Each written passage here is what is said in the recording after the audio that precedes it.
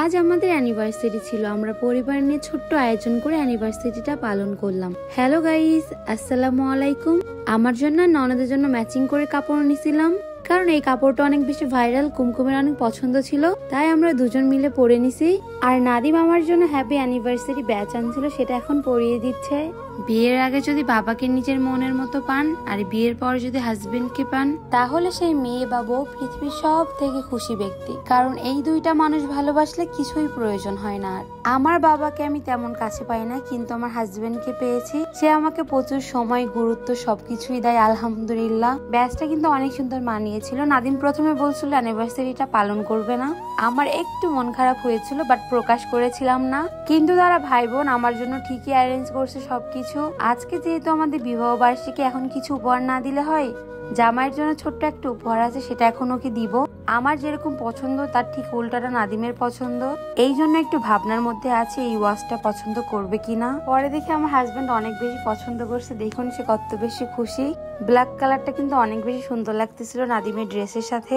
আপনারাও কমেন্ট করে বলবেন কেমন হয়েছে ওয়াচটা, অনেক বেশি সুন্দর লাগতেছিল পরার পর ওকে। হাজবেন্ড ওয়াইফের মধ্যে ভালোবাসা থাকলে এত কিছু প্রয়োজন হয় না, অল্প কিছুতেও দুজন দুজনকে খুশি করা যায়। গাইস, বিবাহ বার্ষিকী উপলক্ষে সোহাকে কালকে একটা সানগ্লাস দিয়েছিলাম, ও আজকে আমার একটা ঘড়ি উপহার দিয়েছে। এটাই হচ্ছে আমাদের উপহার। খুব সুন্দর না? Happy anniversary. Thank you. সুন্দর একটা ঘড়ি দিয়েছে কিন্তু এই যে। নাদিম সোহাকে কেমন লাগতেছিল অবশ্যই কমেন্ট করে জানাবেন। আর একটু পরে চলে আসবে নাদিমের ছেলে, দেখতে পাবেন। আর এই যে 3 ইয়ার উপলক্ষে একটা কেক আনছিলাম, কেকটা কিন্তু অসম্ভব সুন্দর, আমার তো খুবই ভালো লাগছিল কেকটা। আমার রাজপুত্র চলে এসেছে বাবা মায়ের অ্যানিভার্সারির কেক খাওয়ার জন্য। মাশাআল্লাহ মাশাআল্লাহ, বাবাকে অনেক বেশি কিউট লাগতেছিল। আগের বছর ওর কিন্তু কোনো অস্তিত্ব ছিল না, বাট এবছর ও আছে আলহামদুলিল্লাহ। জীবন কিন্তু এভাবেই, আজকে হলাম মা, কাল হব শাশুড়ি, দাদি, এভাবে একদিন চলে যাব।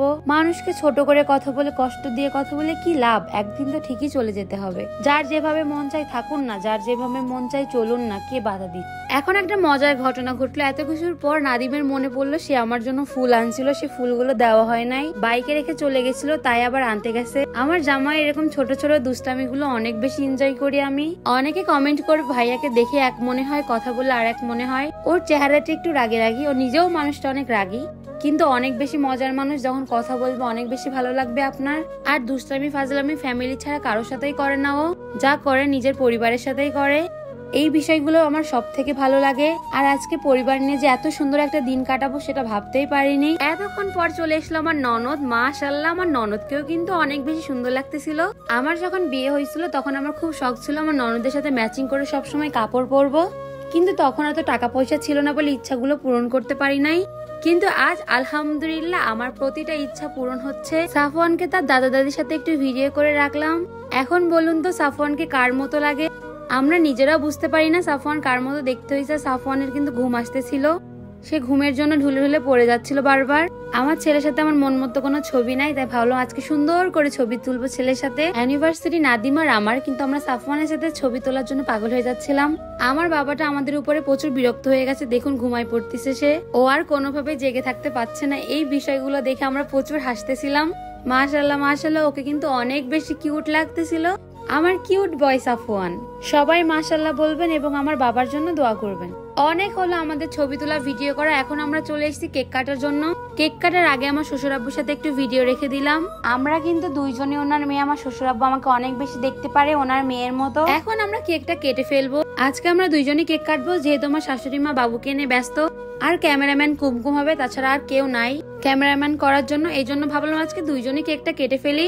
সবাই আমাদের জন্য দোয়া করবেন, আমরা যেন সারা জীবন একসাথে থাকতে পারি। নাদিমকে ছাড়া একটা দিন থাকার কথা আমি ভাবতেও পারি না। ও মানুষটা একটু রাগী হতে পারে, কিন্তু ওর মনটা অনেক বড়, অনেক উদার, অনেক ভালো মনের মানুষ নাদিম। আমি চাই তুমি সারা জীবন এরকমই থাকো, শুধু রাগটা একটু কমাবা যদি ভিডিওটা দেখো। অনেক বেশি রাগ নাদিমের। আর পরিবার নিয়ে সবকিছু করার মজাই আলাদা। আজকে আমরা সবাই মিলে অনেক বেশি মজা করলাম ফ্যামিলি নিয়ে। আর কেকটা কিন্তু অসম্ভব মজা ছিল খেতে। আমি কেকটা যেভাবে চেয়েছিলাম আপুটা সেভাবে কেকটা বানিয়ে দিয়েছে। ননদের সাথে একটু দুষ্টামি শুরু করে দিলাম এই কেক নিয়ে। এরকম দুষ্টামি কিন্তু আমরা সবসময় করতেই থাকি। আপনারা যদি কেক অর্ডার করতে চান, কেকের পেজ লিংক ভিডিওর ক্যাপশনে দিয়ে দিব, আর এই সুন্দর ড্রেসটারও। আজকের ভিডিওটা এখানে শেষ করলাম। সবাই বলবেন কেমন লাগলো ভিডিওটা। সবাই ভালো থাকবেন, আল্লাহ হাফেজ, এবং আমাদের জন্য দোয়া করবেন।